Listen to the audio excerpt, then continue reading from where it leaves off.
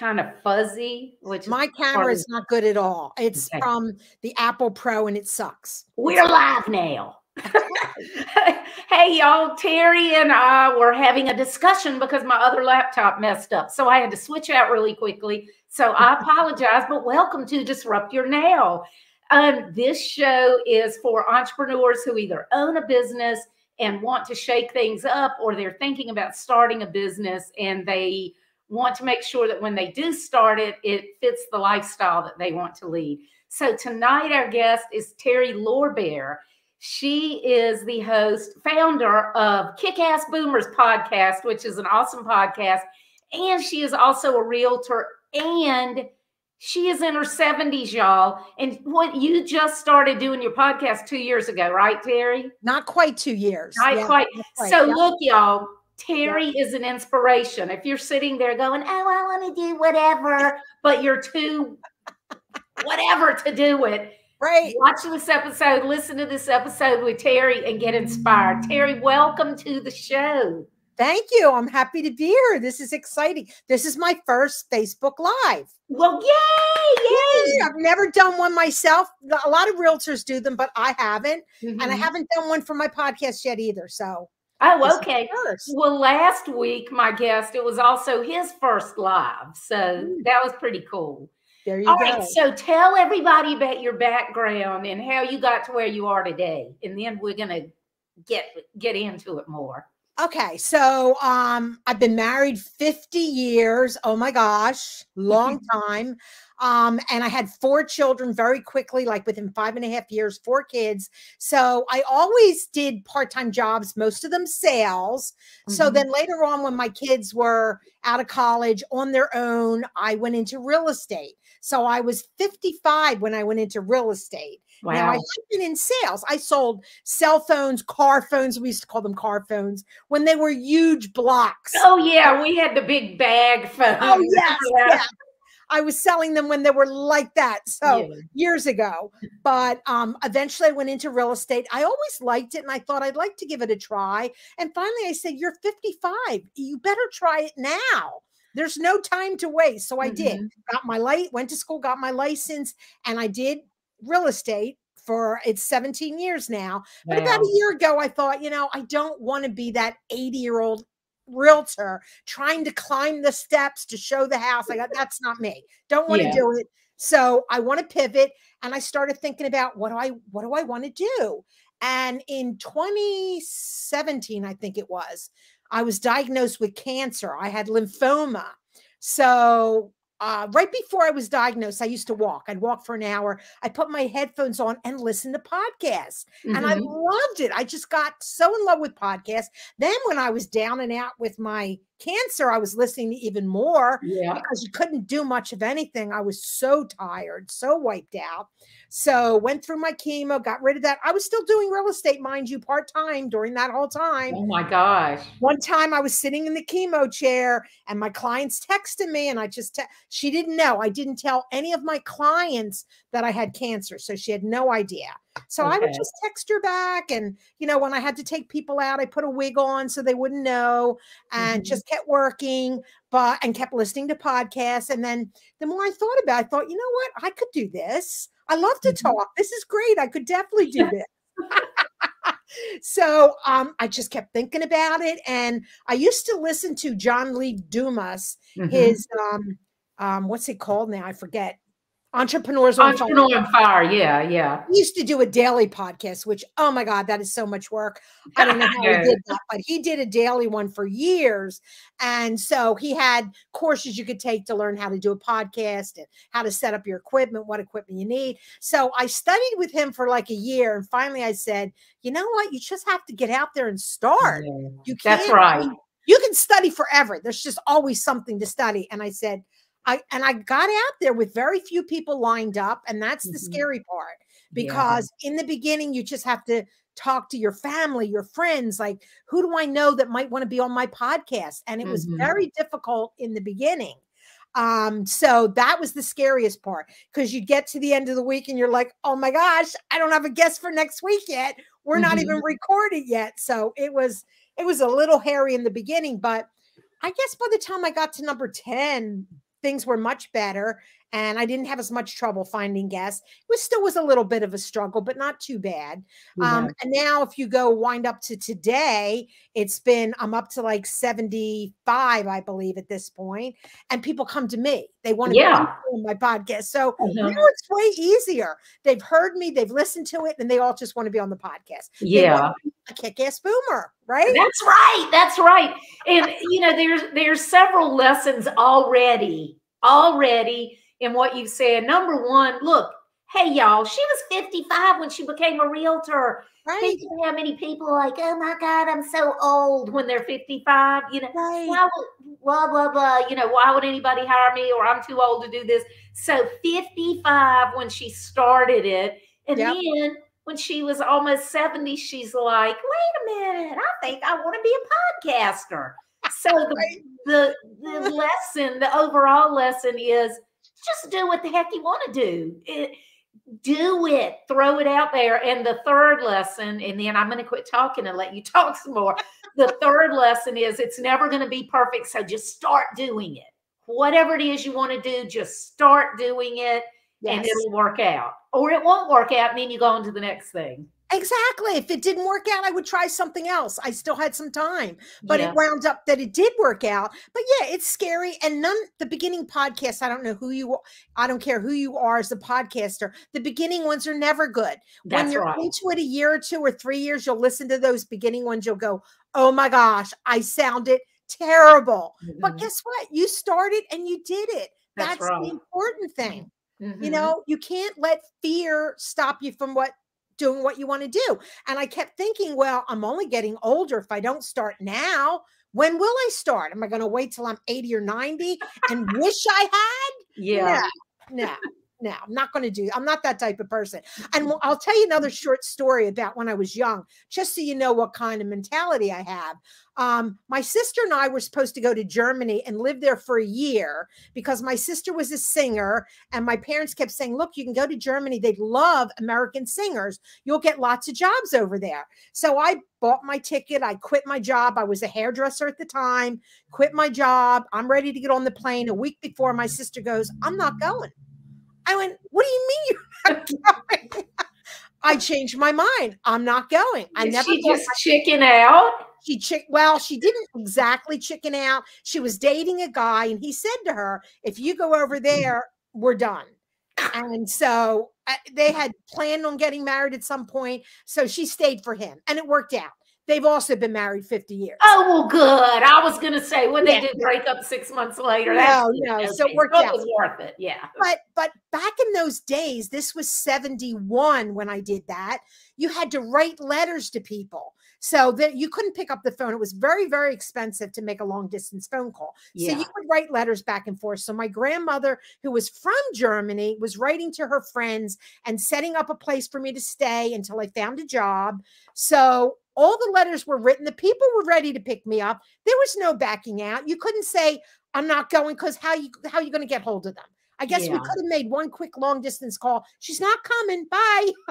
But I decided I'll go. If I don't like it, I'll come home. Yeah. Right? You just have to look at it that way. Start the podcast. If it doesn't work out, I stop. Do you know podcasters do, when they start, they do an average of 7 and then they drop out. Yeah, most of them. Yeah, it's a lot more work than people realize. That's right. People, they're like, oh, this will be so much fun. They have no clue how much work it is. And because even after you do the show, there's all the production. And even if you're getting somebody else to do it. So yeah, and you're always trying to get the next guest on, and you're trying to research the guest so you know what you're talking about. I mean, there's just always a lot of work. So I went to Germany and I figured, you know, if I don't like it, I'll just come home. I wound up staying. I met my husband there, married him there, and then came home. So I brought him home. So is he German? Yes. Okay. Yes. His name is Wolfgang. So very German. Oh, very German. So he was my souvenir I brought back. Oh, fun. But that souvenir that lasts, right? Yeah, 50 years. Souvenir, the gift that never stops giving. That's right. That's right.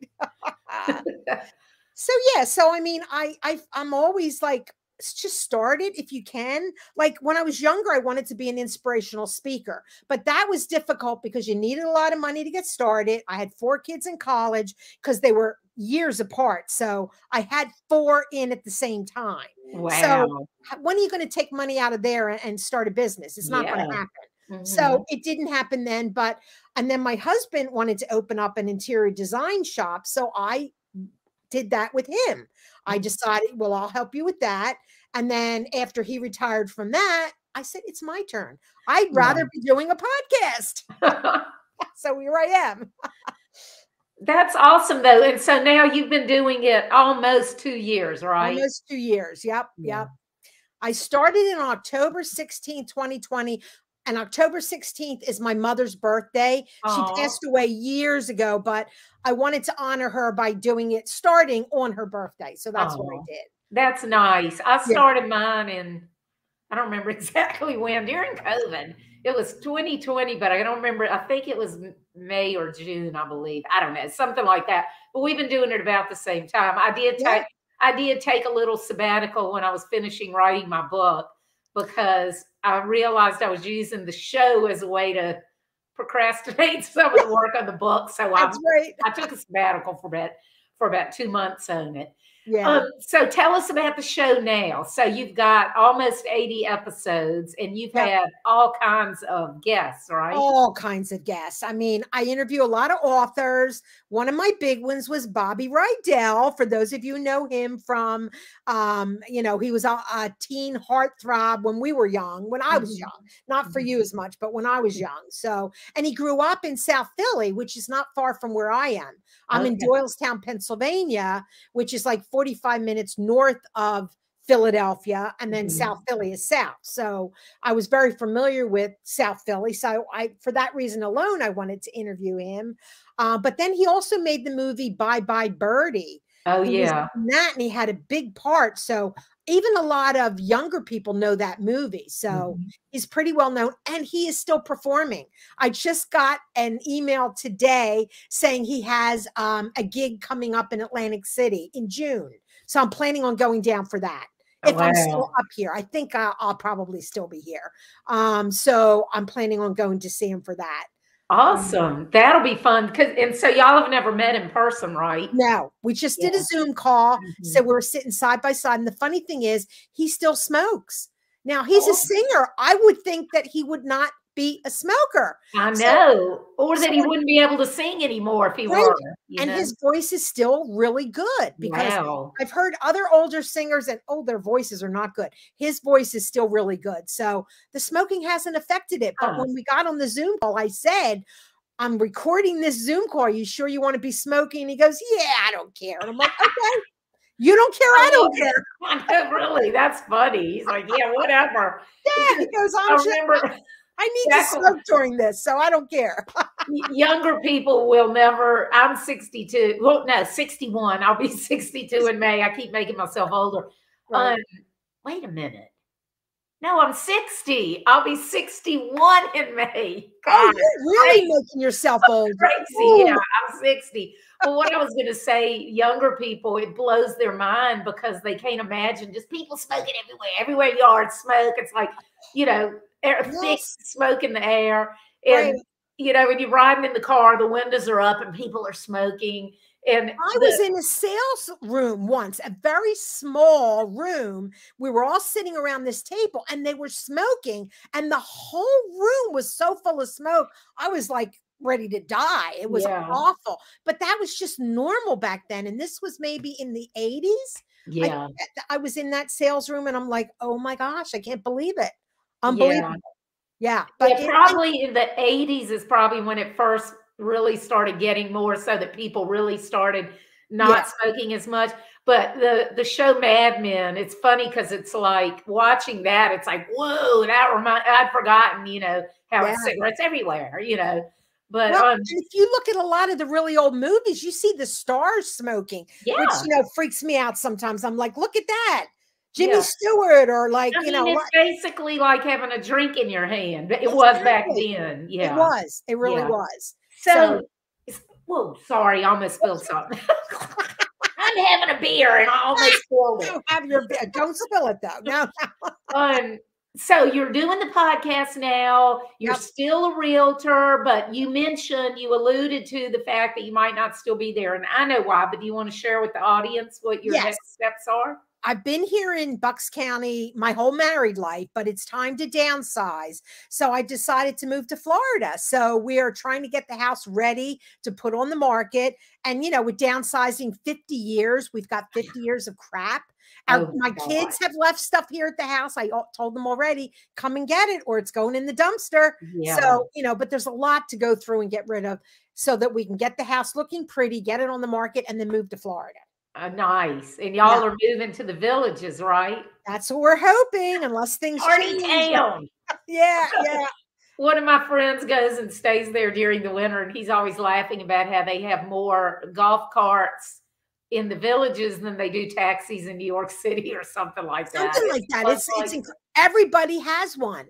And the homes, a lot of the homes have a 2-car garage and the golf cart garage. Yeah. So not all of them. The cheaper ones don't, so you have to use part of your garage. But if it's a more expensive home, it's definitely going to have a little garage for the golf cart because everybody has them. And you just go shopping with them and everything. They're not just for golf. You go shopping. You drive up in front of or you go to the restaurant for dinner. You just drive your golf cart over there, park it in front, and go in.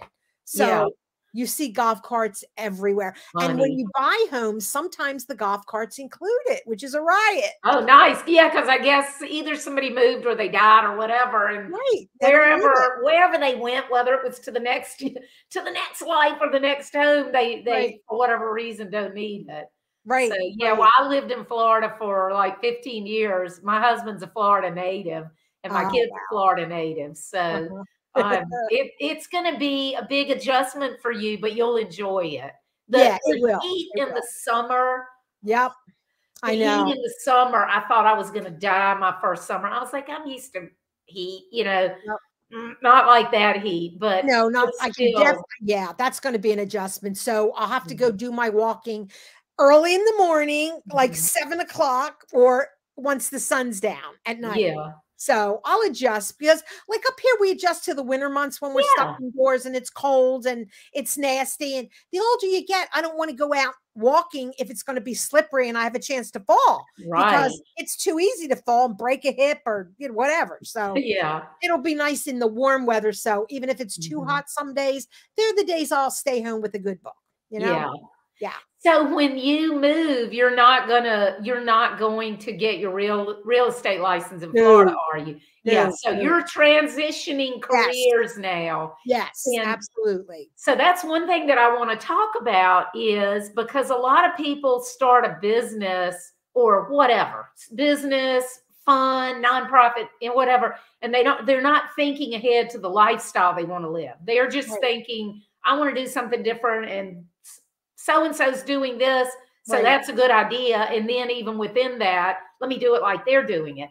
But I love that you're like, okay, I know now I'm at an age, I know what I like, I know what I don't like. So tell us about kind of the thought process that you went through about starting a podcast versus doing something else. Well, I just think after listening to podcasts, I fell in love with it. So that really was the only thing I wanted to do. I didn't really give anything else a thought. Now, down the road, I might like to write a book about things that have happened in my family. You know, when my grandmother was in Germany during the war and my mother was stuck here. So, you know, so I might write a book, but for now, I need something to do every day. And the podcast just seemed to be the best because really you can take off weeks at a time if you record your podcast ahead of time. So it's so flexible. It really is. Yeah, that's the thing you have to think about, regardless of whether you're starting a part-time business, full-time or whatever. You have to think about, what do I want my life to be like? Yep. And then think about, will this fit what I want my life to be like? And if it doesn't fit the way everybody else is doing it, if it doesn't fit the way I want my life to be like, what can I change so that it will? And you can do it from anywhere. So if y'all got to Florida, or like, let's say the move took longer, it doesn't matter because whatever. It doesn't matter. Yeah. Or if you get to Florida and you want to travel somewhere else or you decide to move somewhere else, it really doesn't matter. You have that flexibility.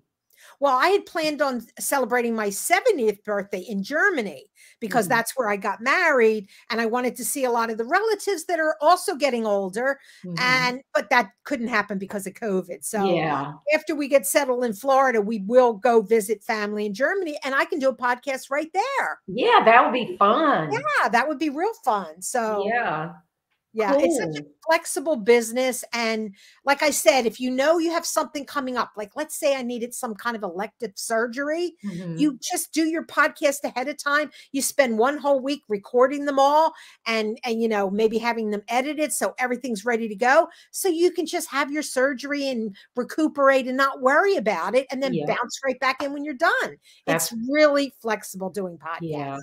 Yeah, it definitely is. And there's so many goals that you can reach through it, whether you're trying to build your own personal brand, write a book, like you said, build an audience, you know, so it really can fit whatever the person's goal is. Absolutely. And there's so many podcasts. And when you look through some of the names and what they're just anything you can think about, there's a podcast about. There's a podcast for knitting, for crocheting, for no matter what you want to do, there's a podcast for it. So it's great for people too, because again, if you're stuck at home, like a lot of people were during COVID, you're tired of watching TV, you can listen to podcasts. Yeah.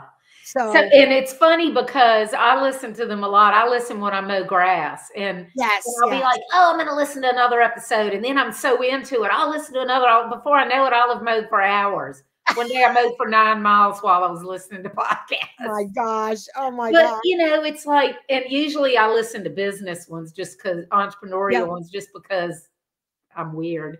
But no, yeah, I do too. I listen to them, but I also like the murder mysteries. Oh yeah, my daughter listens to those all the time. I watch that on TV all the time. I can't believe I haven't listened to any murder mystery podcasts. Except I have been listening to Murdoch. The Murdoch murders, the one in South Carolina. I have been listening to that. I haven't listened to that, but that is on my list. I might try that. Yeah.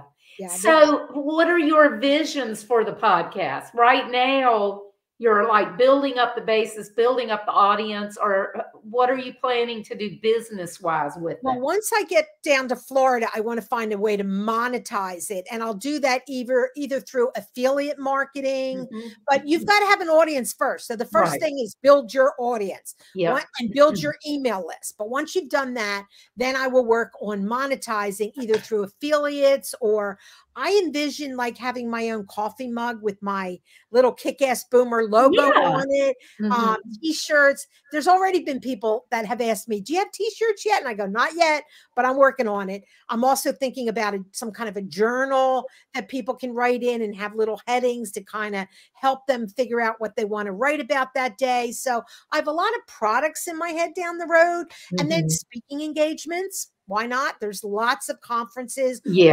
ageism and getting older. So I can see myself maybe going to some of them as a speaker. So, you know, lots of things in my head that.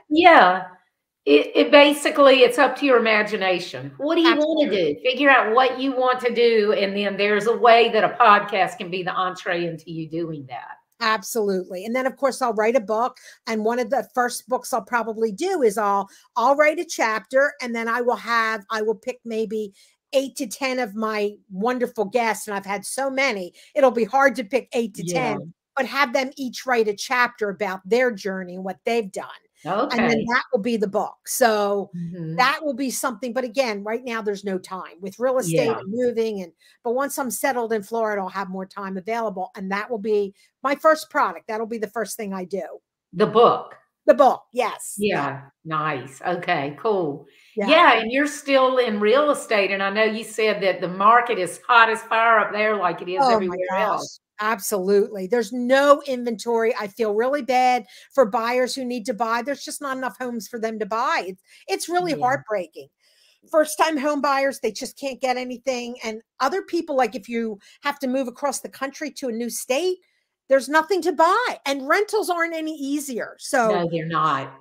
So it's hard. It's really hard for people. It's really bad because a lot of people who would be buying or renting because they can't buy. So then that leaves the people who rent, they can't get the rentals. And my daughter went through that in Atlanta. So I Yeah. know it's like that all over. It is. It is. It's tough. So time to get out. Let the younger people take that on themselves. It's a tough market. You know, Yeah, yeah. the woman Yeah. who got that, I just sold a home, and after 14 agreements of sale, we picked one. You know, you can only pick one. I wish I could pick them all.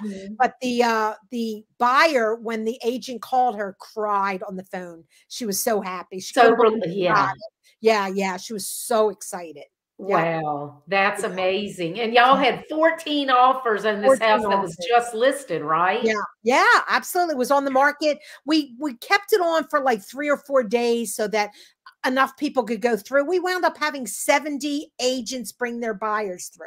Oh my 70. gosh. That's crazy. I And can't then imagine. we shut it down and waited for the offers to come in, and then we picked the offer. So it's Ah, crazy. But my guy who just sold, we went out to buy a couple of weeks ago, and one of the places we put an offer in, they got 25 offers. oh my gosh. 25 offers. And that's when I told him, you're not a buyer yet. You need to sell your house, because Yeah. if you're buying and you haven't sold your home, you have to use what's called as a home sale contingency, which means Yeah. if my house doesn't sell, I can't buy your house. Well, you're at the bottom of the list. They're going to pick the people that are ready to buy today, and you're not really ready to buy if you haven't sold your home. Yeah, you So, definitely can't have a contingency in this no, market. not in this market. So he got Yeah. kicked right out. So he said, okay, I want to sell. Let's just put it on the market. So we put it on, we got it sold. Now we've got to find something. And again, there's not a lot out there. So he is prepared to move in with a friend if he has to, and put his belongings into storage, because we might not find anything in time. There's Wow. nothing out there. Right. As of today, there's nothing out there in the area he wants to Oh move. my gosh. That's It's scary. crazy. Yeah. But I Wow. said, if you want to move, this is the way you have to do it. I'm sorry. I mean, Yeah. in the past, you didn't have to do that, but in Mhm. today's market, you do. And Well, and the good thing is they're getting great prices for what they're selling. yeah, Of course, if they're turning around and buying it, they're they're also paying a great price, but They still. are. They are. Yeah. And luckily with me, I'm going down to Florida, and I'm planning on renting anyway for a while. So I get to know the area before I buy that house. I don't Yeah. want to rush into it and just, I could, once I'm under agreement here, fly down, look around, but I'd rather live there for a couple months and really get to know the area. I think it's Yeah. smarter. So Yeah, we'll, I agree. I yeah. agree. Plus, you'll get to know people. The general area you want to move. You get to know people, and that way you might know who you want to be your neighbor, or it might even be somebody that's going to sell a house that they're not going to Right. actually list it because they know you want to buy it, or Exactly. And I already have friends in the villages. So if that happens, they'll let me know right away. Once mine's Awesome. sold, they'll say, Terry, and I'll fly down to look at it if I think Mhm. I should do that. So we'll see. I mean, Yeah. eventually I'll be down there, and I think it's going to take me probably till July or August. So I hope, because Yeah. Bobby Rydell will be in Atlantic City in June. So I want to be up here to go see him. Fun. That'll be fun. That'll be fun. So, So and let's talk about, is your husband still doing that interior no, design no, stuff? he's been retired. He wound up having breast cancer. Oh, wow. And when he was back at the doctor's, for the doctor to check everything, he wound up having a heart attack in the doctor's Oh office. my gosh. Luckily, and the doctor's office was attached to the hospital, to Doylestown Hospital. So they brought a gurney over and took him right over. So he couldn't have Wow. found a better place to do that. But yeah, then he needed a stent put in. So he really hasn't been able to do a lot of work. And Okay. then after that, because he's 76, he's older than me. Mhm. I think like 2 years ago, we have 2 steps leading down into our family room. And he was carrying something and tripped down the steps and broke his arm. And I mean, clear through. Oh, no. All the way through. So they had to Ugh. put a big plate in and pins. So now he can't lift his arm real well. So Yeah. the other day I said, I forget. So I said, can you reach that up in the closet? Because I'm too short. Yeah. And he goes, I don't know if I can. I'll try. But the one arm goes up, but then to get the package down, you need Yeah. both arms. So he needed help. Oh, yeah. So then he lost some there. So he's just Mhm. not able to work, but he cooks. He's a really good cook. We Good. almost bought a restaurant over the years because he's a really good chef. And so he cooks every day. He makes me breakfast, lunch, and dinner. He does all the food shopping. Awesome. Yeah, so that's awesome. So he takes care of all of that. So I can be busy doing my work. Because frankly, if I had to do that too, I probably would be living on like milkshakes. Not milkshakes, but protein milkshakes. Yeah, or yeah. protein shakes. Yeah. Yeah. So yeah, but he makes all my meals, and he does the dishes. So good for him. Yep. Well, I just love though how y'all have been like, oh, we want to do such and such.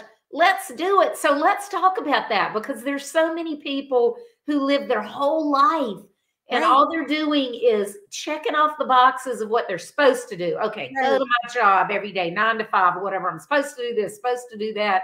Right. And they, they may have dreams, but they think one day I'll do such and such. Someday I'll do whatever. And I always tell people, one day and someday are never going to come. No, never. You have to say when you're going to do it. Right. And I even encourage people to do it now. That's why my book is called Disrupt Your Now, even if it's baby steps. Yes. Like if it's somebody is baby steps. You have to start small. Yeah. And so like if it's somebody that wants to start a podcast, fine. You don't have to go all in and do it all at once. Start researching, start figuring out everything. So let's talk about that. Have y'all always been like that? Just like, let's do it, kind of fearless? I think I have. I think since I was a kid, I was always that way. Yeah. I must say, and probably I'm one of the few in the family that is that way. And I guess your husband probably was too, because he moved to America from Germany. If he were a very cautious person, right. He probably would have been like, man, I don't know. He left Germany at 18 to become a merchant marine because he couldn't stand the small little town he lived in, because he used to say that the people on his block knew what he had for lunch before he even got home from work. Because so they're always talking and they're, you can't do anything without all the neighbors discussing it. Yeah. He said, I can't stand it. And they he had an older brother. The older brother got all the accolades and he was just kind of the workhorse. He did a lot of stuff, but he never really was able to be his own person. So he just went and joined the Merchant Marine and he traveled the world. So he saw the world. So when I said he had come home for a short break in between, because when you're a Merchant Marine, you're working day and night. And then you get like a 3-month break, you're home and you enjoy, then you go back to sea. When you're at sea, it is pretty much a 24-hour job. Yeah. You're sleeping and eating, but most of the time you're working. So I happened to, when I went to Germany, I got a job working for his father, because his father had divorced his Wolfgang's mother, and they had 2 new children with the new wife. So I went to work for the new wife and him. And so I guess my husband had a appendix burst. So he was in the hospital with this burst appendix for like 30 days. He was in there forever. It was really touch and go for a while.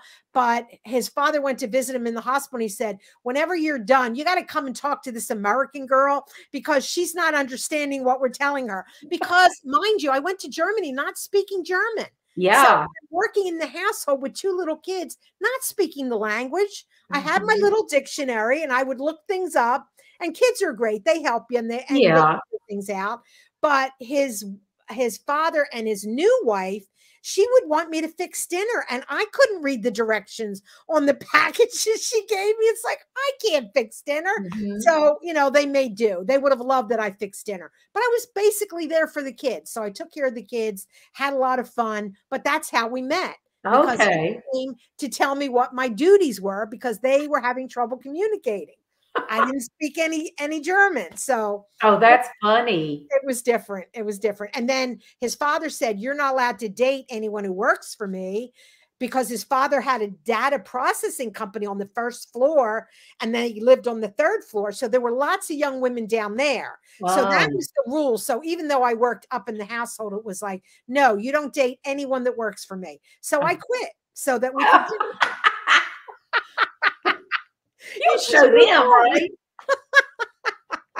Oh my God, that's funny. So I did lots of gutsy things back then. I really did. And, you know, I was there in Germany. I had to plan my whole wedding. No one was there to help me. My mother Yeah. wasn't there, no friends. And I had made friends with an American couple, and I had gone to school with her sister who was younger than her. But that's all I had. And then in Germany back then, I didn't like the wedding gowns they had. They were like prom gowns. They were awful. So I made my own. I knew how to sew. I went Yeah. I went and found a what do you call a pattern, and I made my own wedding gown. What the heck? I Okay? used to sew too, but I never made a wedding gown. I made a bunch of clothes for my kids and for my Well, let me daughter. tell you, my wedding gown was made out of like polyester fabric. So it was real easy to sew. The top was lace, so that was a little bit harder. But I just picked fabric I could deal with because Yeah. chiffon and the things typically you would make a wedding gown. I knew I wasn't going to be able to do that. They're Yeah. really difficult to sew, and you have to be pretty good. So, but my wedding gown is washable. I throw it in the washing machine. Oh, that's convenient. Yeah, polyester, the lace is like washable. And so every now and then I can just spruce it up in the washing machine. It's a riot. And I made a little train, and then I made my own little snaps to hold it up. I mean, you just do what you have to do. Yeah, and that leads over into every area of your life. Absolutely. It's like you just figure out what is it that you want to do, and you go for it, and you figure out a way to make it happen, right? Absolutely. And when I had called my mother to tell her I was engaged, she said, well, why don't you just get married there? Which shocked me because I thought she would want me to come home and get married. Yeah. She said, no, get married there because it will be easier to bring him back. True. Because he's not an American citizen. You'll get a visa easier if you're at least married.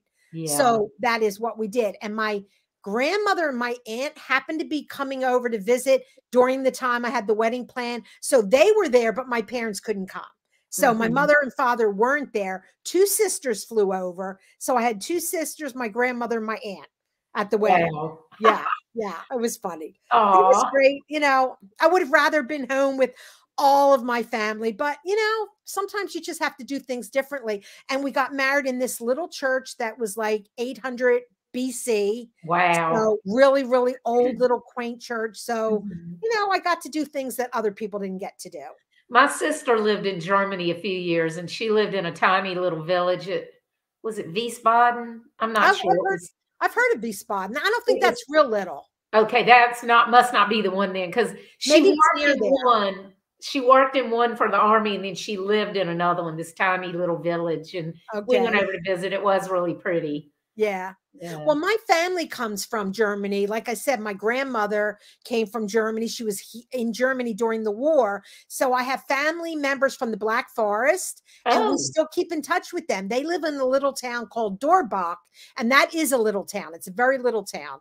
And they have a farm there that the family has had for over 100 years. The oldest son always gets the farm, and they pass it down that way. That's how it gets passed down. Yeah. So it's been there forever. So whenever I visit, I go and visit them. They make something called Kirschwasser, which is like a cherry liqueur that's really strong. Really, you drink it and it burns all the way down. But you know, my grandmother used to have a little bit every day. She said it kills all the germs. Do they make it and sell it? This family, so they do. Yep. Okay, they do make it and sell it. Yep, yep. I've never had that. Interesting. It's really strong. It works. It's, you know, but it can keep you healthy because it does kill all the germs. It's really strong. Yeah. So my grandmother would have like a little shot glass every day. And, you know, she lived to be in her 90s. Good for her. I need to go find some of that. yeah, exactly. So you had always been working. When y'all got married and had kids, you'd always been working. Yep. But when you turned 55, that's when you became a realtor, right? Yeah. Yeah. That was a whole different thing. Yeah. So that was kind of more like a career. Would you say that was more like a career job, and the others were more like a job just to work? Yeah. The others were jobs I work for people. But when you're a realtor, you're your own boss, and it's your own business. So it is whatever you make it. So yeah, that was the first time where everything was on me. Because the others, when I sold cell phones, you know, you get some leads from the office, you have to do some on your own, but you're selling their cell phones and you're still connected to the company. So all my other sales jobs, I was definitely connected to a company, and I worked for them and got paid on a W-2. When you're selling real estate, it's all commission. So it is different. You've got to learn how to handle that, the ups and downs and paying your own taxes and all of that. Yeah. And then the not just selling, but going out and getting listings. And did you have a hard time adjusting to that too? I didn't really. No, I really didn't. You know, because of my sales background, I knew what I had to do. Yeah. Okay. Yeah. Well, what would you say? What advice would you give to, like, especially younger people who, you know, they feel like, okay, I don't want to say so two ages. Younger people feel like they have forever, right? You know, and before they know it, time's gone. So there's those people that I want us to talk to, and then there's other people like around our age that feel like, oh, I'm too old, or they're afraid, or whatever. Yeah. So first, what would you say to the younger people who maybe they're either stuck in a job, or they know what they want to do, but they're afraid to go out and do it, or maybe they don't even know what they want to do? What advice would you give? Well, I would give to them, like, try different things, because you won't know till you try. And don't quit your full-time job. Try it part-time. Yes. Try it nights and weekends. Try and find someone that's doing what you want to do, and ask if you can follow them around, or will they mentor you. Do that before. Don't quit your full-time job until you know you like it and that you're going to be okay at it. Because you quit your job and now you're in a financial mess if you can't make it work fast enough. So, and that's the same thing I did when I went from real estate to the podcast. Try it out, get some training, get someone to help you, and then try it out. And that's exactly what I did with the podcast. Yeah. Good for you. Yeah. Yeah. And by having somebody, a mentor, that's one of the biggest things, regardless of the industry that you're in. Right. There's so many people that when you start a business, I mean, it can be the loneliest thing in the world, even if you have people around you, because they're people who don't own a business think differently. And so by having a mentor, it gives you that strength to get through the hard times, but it also, you're able to learn lessons from the mistakes that they've already made. Absolutely. So it gives you a jump start. Absolutely. That is so important, because why should you be reinventing the wheel and making the same mistakes? You know, there's lots of books out there that can help you, but definitely having a mentor you can meet face to face or on Zoom is really, really helpful. So like I said, with podcasting, John Lee Dumas, he has all these, one-on-one, not one-on-one meetings, but Facebook meetings for his group. And then there's all kinds of videos you can go and watch whenever you have time. You know, I could watch them all night long if I want. So that's how I started. I would just watch the videos, figure out what I had to do. I didn't buy a microphone up front. My daughter had one. She said, I'll give it to you. It's a really good one. So that way I didn't have to invest in the microphone. I did go out and buy a good computer, because I had a really old one. I thought, I don't want to start something new with this old computer. So I got a new computer. That was probably my biggest investment. But try not to invest too much money. Try and think outside the box. What else can I do instead of putting in a lot of money right here? And baby steps. Everything's baby steps. You know, you do your research, you talk to people, try it out a little. You can go on, you know, Zoom and talk to yourself and see how you think it's going to work, or interview your friends. Don't record it, but start interviewing friends to see how you like it. So even in other types of jobs, you can do the same thing. Yeah, that's a great point. Yeah. So for older people, I'm 60. Let's see. Yes, right. 60. Since I made myself 2 years older before. Yeah. So I'm 60. You're 70, whatever you say, 71. Right. So people in our age range, a lot of people, I mean, even when they're in their 50s, they think they're old, Terry. Oh, yeah. Yeah, I know.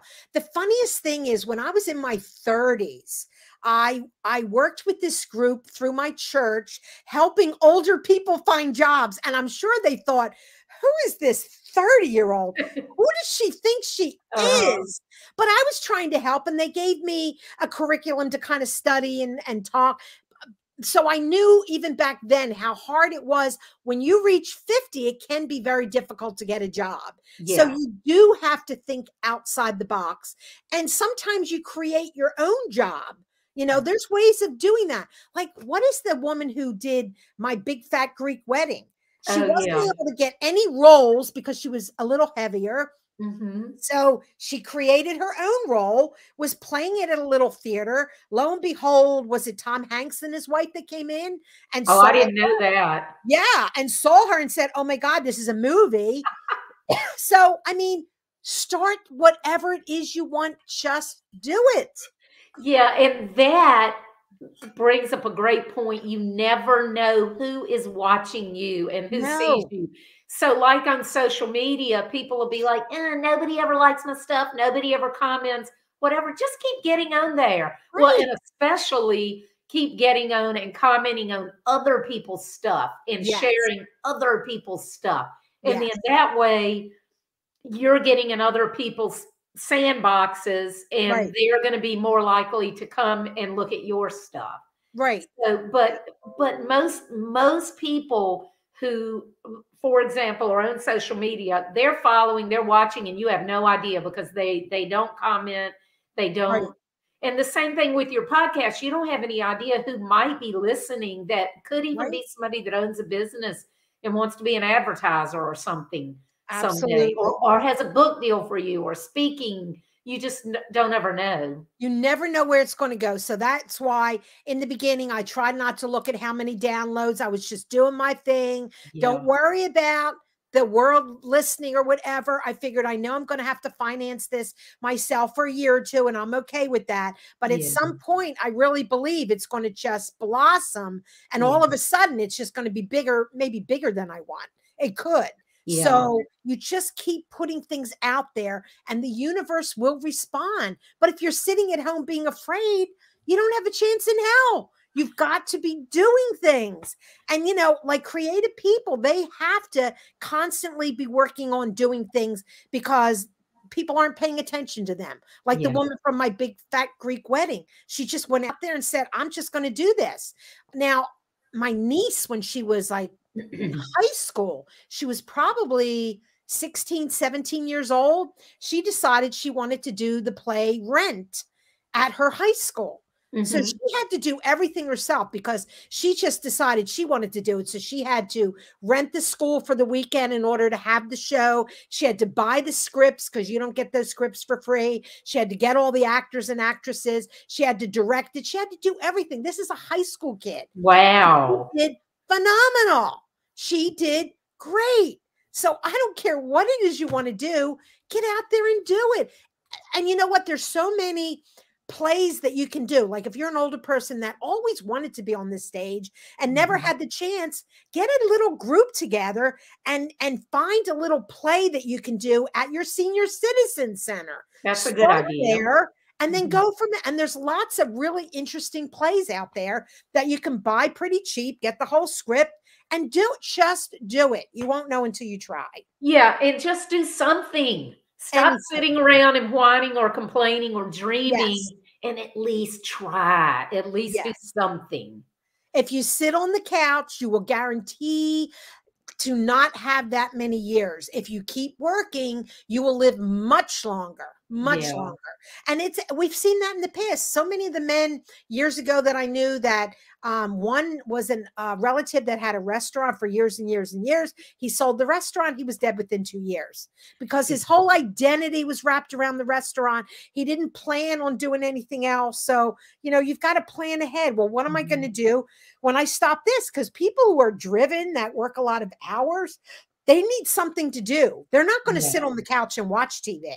So think about it ahead of time and make your plans. And you can only play so much golf. Yes. You know, and I mean, golf is great. My husband plays golf, but you know, when my husband's 75, when he plays, he walks 18 holes unless he's with other people because they don't like to, or sometimes he'll walk even if they don't, but he'll walk 18 holes, you know, and so he tries to he stays really active. But yeah, there are a lot of people that are like 20 years younger than us.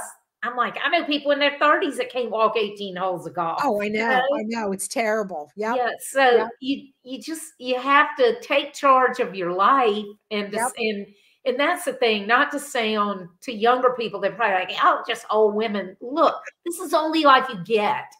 And the thing is, it's like one day you don't want to be there one day and be like, oh, I had all these dreams and I never even tried to do Right. anything. And that's why I wrote the book, Disrupt Your Now, because I've been an entrepreneur since 1990. I've owned my web and business strategy company since 96, which is forever in the world of the internet. Yeah, it really But is. Yeah. I mean, so my whole thing has always been a lifestyle business. Before there was even such a thing, I built my business so that I could work from anywhere at any time of the day, blah, blah, blah, just because I'm kind of weird like that, you know? But I know so many people who always, they're like, let's say they may be a business owner, but they'll be like, one day I'm going to sell my business and then I'm going to do what I really want to do. Right. And I'm like, first of all, Terry, you know, probably from being in the real estate business, even though real estate and business sales are different things, very few businesses ever sell. Right. So those people that own a business and think I'm waiting until I sell my business to do what I really want to do. Right. They're setting themselves up to be doing that forever. Yes. You yes, know? Absolutely.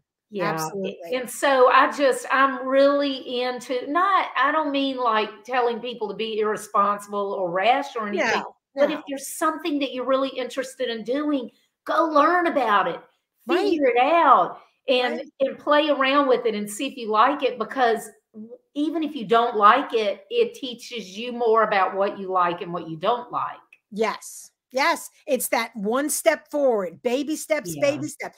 That doesn't work out. You pivot, try this over here. That doesn't work out. For me, I was lucky. I mean, I always wanted to do real estate. So I jumped in there because I thought I don't want to have regrets later that I wish I had done it. And I didn't. So I jumped right in there. And then I'm just not afraid to try new things. I tried. If it doesn't work, it doesn't work. A lot of people are, but don't be afraid.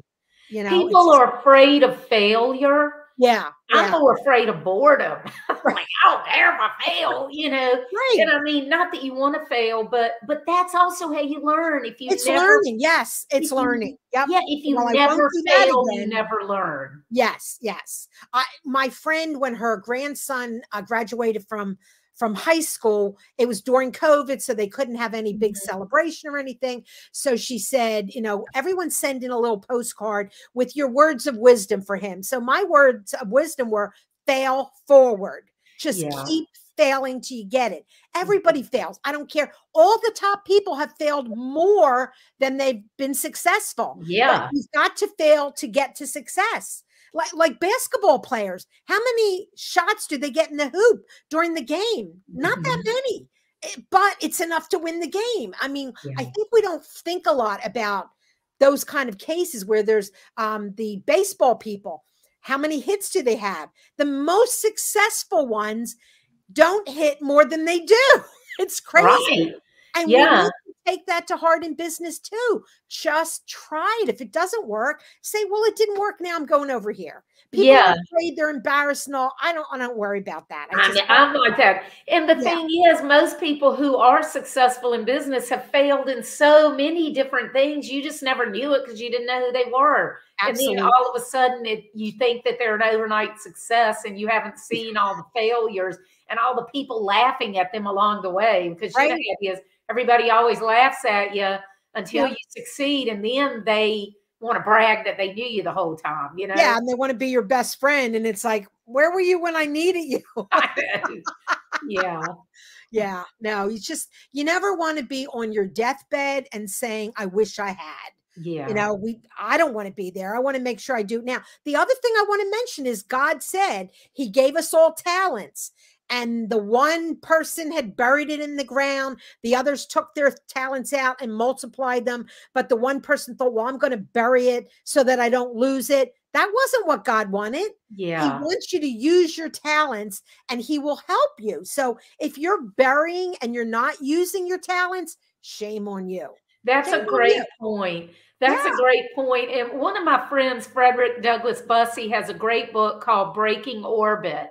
So anybody out there, if you're kind of like trying to figure out what your gifts are, that's a great book. My book, Absolutely. Now, is good for people who, I've got 50 entrepreneurs in there, lessons learned from all 50 of them. But I had a guest several weeks ago. BK Fulton is a filmmaker. He's a retired executive from Verizon. Now he owns a film and media production company. See And that? So yeah, different. It's yeah. great. And he had either just retired or was just getting ready to retire when his wife got sick, and she had like a minuscule chance of survival. But Wow. she survived. She's still great. And I mean, she was like a miracle case. But I love one of the things that he said to me on my show. He said, Lisa, life is meant to be used up. Yes. Yes. I love that. And Yes. maybe that saying came from somewhere else, but it like really hit me because people sit around like just so cautious. Right. And yeah, we need to use up life because we're not going to be here forever. What the heck are we waiting for? Exactly. And you know what? We all have talents. Find out what your talent was. I knew mine was my voice. Yeah. I knew that. Now, my sister's a really good writer. So she's writing children's books right now. So she is doing that. She's a year older than me. We all have talents. Figure out what your talent is. And it takes time and effort. You really have to think about it. But over the years, being in sales, I was always asked to stand up and give a talk. So I kind of knew my voice was where that was my talent. But where it was going to be used, I wasn't sure. So then when podcasting became the thing, then I knew.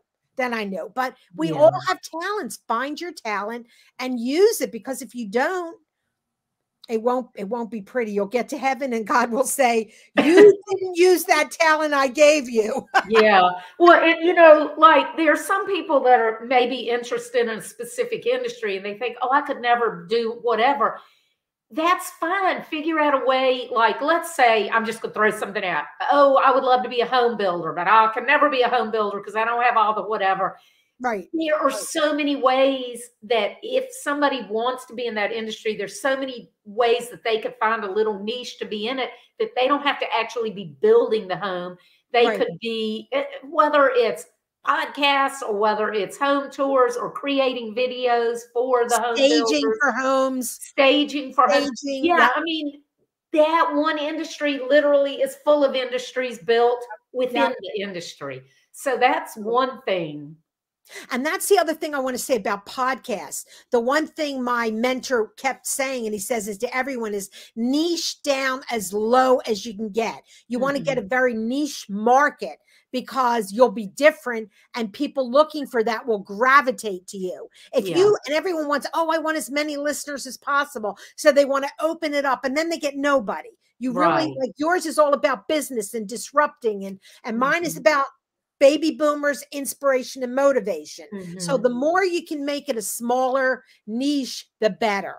So, and that goes for business too. Yeah, it definitely goes for business. And not only because your audience, whether it's your audience as in listeners or audience as in your target market for business, they will recognize you because you will be using the language, the same language that they are. They will recognize you and be more likely to seek you out. But also from the business angle, specialists make more. Specialists are more highly valued. If you're a jack of all trades and you can do everything, then okay, what makes you so valuable? But the people who specialize in some way, and it doesn't mean you have to specialize. It can be an industry that you specialize in. It can be what you do. It can be a certain type of client. There are so many different ways to niche down. It doesn't mean that you have to pick a very specific product or like me. People always like, oh, figure out the type of client you want to work with. I don't want to work with just one industry because then I will get bored. And also then everybody's doing the same thing as everybody else. I like to work with all different industries, all different types of people, because then I'm able to take lessons from those different industries and cross them over. And I'm learning, but I'm also able to give clients ideas that they wouldn't have otherwise. Absolutely. Absolutely. So true. Well, and I just love with your podcast, I love that, you know, there's so many inspirational stories to get people our age motivated to like, hello, your life is not over. But also personally, I think it's great for some younger people to listen to because they can learn lessons from people who've already been where they are, have been where they're going. And because it's never too early to start thinking ahead. No, never is. Nope, absolutely. We always, I mean, in my mind, I'm still 20. You know, we always, it's like never realize, you know, we look, I'm like, how can I be 60? Right. I'm too immature to be 60, Terry. Me too. I'm the same way. I'm like 71. This is crazy. But most people think I'm way younger because I inherited really good skin from my mother. So, and before my cancer, I had this nice blonde hair that made me look way younger. But then when the hair fell out and it came in gray, I'm like, I'm leaving it. To me, it looks blonde. I mean, it doesn't even look gray from. It's gray with silver highlights because there's a lot of like silver in it. So well, you definitely look younger than your age. But I'm also like, I make it a point to tell people how old I am because me too. I get tired of people being embarrassed about their age, especially women. Yeah, I know. And it's like, I shout my age from the rooftops because I'm like, y'all need to be proud of how old you are because absolutely a lot of people didn't make it to this age. But here's the other thing. Young people need older people and older people need younger people. Absolutely. Absolutely. Younger people learn from them. They can learn from us. Absolutely. Yeah, they have fresh eyes, a fresh look at everything. They're not weighed down by the experience and the, you know, a lot of times you tend to get just what I can't even think of the word I'm looking for. But anyway, so they're not weighed down by all that yet. But on the other hand, you have us, people our age, we have all this experience, this life experience that they don't have yet. When you can bring those two together, that's invaluable. It really is. It's a win-win. Absolutely.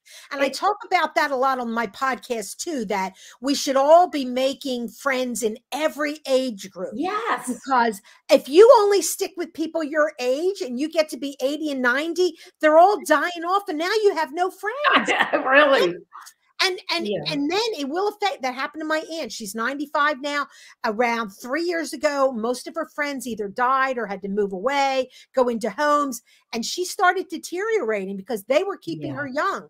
They would go out to eat. They would go to the casinos. They would dance. And then once she lost those people, she started going downhill. So we need younger people to keep us active and keep us engaged. And they can teach us all this technology that we might be having trouble with. That's right. And we can teach them other lessons. Right. We can teach them life lessons and things that we learn the hard way that, you know, that they get experience without having to go through it. And the thing is also, people think, oh, why would young people want to hang out with me? I have friends that are like 20 that I hang out with. You know, I mean, I have literally friends from their 80s down to their 20s. And I feel like I act the same around all of them. We enjoy each other. I mean, of course, we have different life experiences. But if you're out there listening and you're either young and you think, oh, everybody over 40 or 50 is old and whatever, okay. Hello. No, we're not. I used to think that too, though. I remember the days when I thought, oh my God, 30. You're over 30. I remember those days. So we used to think that way. Oh, yeah, definitely. Not anymore. Oh, yeah. So learn from us. We're not that old. I mean, when my father was 40, I was horrified. I was like, oh my God, that is so old. But for older people, older people who are listening and going, oh, why would any young people want to be around me? No, people love. The main thing is it's your personality and your attitude. That is what people want. They don't want to be around you if you're an old fogey or if you're grumpy and, you know, curmudgeon. And at the same token, we don't want to be around younger people if they're acting like we're stupid because we're old and, you know, so it goes both ways. But it does. I think that's the more we can interact and help one another, the better. It really is. It's much better. It is. And it's like my mother used to say, every time an older person dies, it's like a library closes its doors. Oh, wow. And when the first time she said it, I was like, I mean, I got it, but I didn't really get it. But then the more I thought about it, I was like, wow, that's really, Yeah, because we know things that younger people have no clue about. Yeah. I forget, I was talking with one of my kids about something recently, and they're like, wow, I didn't know that. We've lived through things that they didn't. They grew up with technology. So it was like, it's second nature to them. But we went, like, I remember when there were party lines on the telephone. I know, I do too. Pick it up and they'd be on the phone. Oh, I need to get on. Could you hurry up? And, I mean, you didn't have your own phone. It was hooked up with a neighbor or something. So yeah, I mean, there's so many things. The dial phones. Young kids today, they have no clue what that is. Yeah, they don't know what dialing is. Have you ever seen one of those phones called an Erica phone? It's a one-piece thing. It's like a handle like this. We had some of those, and I had never seen them before anywhere. And I saw one on a TV show the other week. I was like, oh my God, there's an Erica phone like we had. And we still have that. Of course, it's not plugged in. I mean, it's just sitting there, but it's so cool looking. It's like a one-piece thing, and you pick it up, and the dial is on the bottom. And I think I've seen them, but I never knew anyone who had one. Yeah, so, we had a couple of them. But my father had a friend that worked for the phone company. I think that's why we had them. I think he probably because we weren't the type. My pet family wasn't the type to just go get trendy stuff, you know. Right. And of course, growing up, I was like, I want all the trendy stuff. And then as I got older, I was like, oh, I see why they didn't get trendy stuff. Right. They get trendy stuff, it just gets outdated quickly. Yeah. But Terry, I just love that on your own, you identified something that you really didn't know anything about. Right. And you decided that you were going to go at least investigate it and figure it out and see if you wanted to do something with it. I admire you so much for that. My kids are in shock that I've gone over a year. They're like, oh, Mom, we're so proud of you, but we didn't think you'd do it. And they're probably like, wait a minute, Mom's leaving us behind. We don't have a podcast. Mom's doing a podcast, right? Yeah, I think it's awesome. One thing that I want to talk about before we leave, because I've had you for an hour. So, but I want to talk about a lot of times people, I know when I was younger, I didn't even know what I liked and what I didn't like. No. And I learned as I got older that it's just as important to know what you don't like as what you do like, but it's also important to know why you like it and why you don't, even if it has nothing to do with what you're doing for business, because that helps you understand how your mind works. Right. You found that? Yes. And you know, what's funny though, when I think back when I was in high school, they had a contest for whoever was going to give the speech for the valedictorian. So most schools, they let the valedictorian make the speech.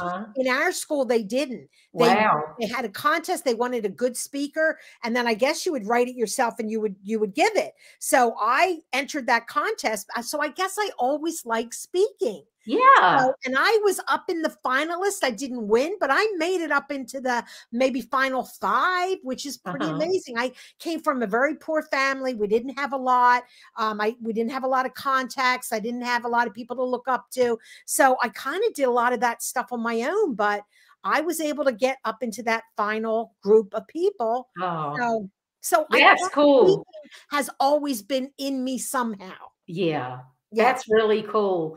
And, with the baby boomer generation, there's so many of us, and it's such a big demographic. And there are people now who are just getting to the age that they're starting to think about their next act. So I love what you're doing with your show, because I feel like it's going to really help a lot of people over the next, think about the next 10 years, how many people you're going to be able to help. Yeah. Because you have to start thinking about it. And we're the first generation that might have 30 or 40 years in retirement. Think about it. That's a lot of years. It is. And you don't want to just sit on the couch. You want to do something. So, and some of us will need money. So some of us will have to have little side businesses to earn a little extra money to help us get through. So, you just have to think about what you like to do and then go research it and figure it out. Yep. My whole thing is I don't think I'll ever not work, because I just love what I do, and it doesn't really feel like work. But I do not like to be tied down, and I don't like having a fixed schedule, and I like to fly by the seat of my pants. Me too. But I know that about myself. Right. So I you know, there's certain things I do and don't do, and, you know, don't work with certain types of clients and that. And Right. that's for y'all in the audience. That's important for you to understand yourself. Right. Before you can really, really go after your dreams. You really have to understand yourself. You do. Absolutely. That's true. Yeah. Thank you so much, Terry. I'm really excited to have you. I had fun talking with you, and I can't wait till you move to the Villages, because I'm going to come visit. Yeah, absolutely. We'll have fun together. Absolutely. Yeah. Thank you, Lisa. Yeah. I loved being here. This is great. We had a lot of fun. And Lisa was on my podcast, and it dropped on Monday. So if you want to listen to the podcast that Lisa and I did together, the interview, go to kickassboomers.com. It is, I think, episode 73, was it? Yeah, I think it was 73. Yeah, 73. So, Yeah. or you can go anywhere podcasts are found and just put Kickass Boomers. It'll pop right up. And Lisa is the latest episode. So the latest one usually pops right up. So you can listen to that too. Yeah, and I had a ball on your show too. Yeah, So. yeah, we had a lot of fun. Yeah. We always do. I have fun with all of my interviews because, again, that's something boomers know. Life is too short. You have to have fun no matter what you're doing. And none of us laugh enough. So let's just laugh as much as possible. And laugh at yourself. Yes, right? Laugh at yourself. Absolutely. Absolutely. I mean, I'm always making fun of myself, and people are like, don't. I'm like, why? I don't care. You know, you gotta make fun of yourself. Don't be so serious. Absolutely do. Absolutely. Yeah. So true. All right, Terry. Thank you for joining me, and I will talk to you soon. Okay. Great. Thank you. Bye. Bye. See everybody next week. Bye-bye.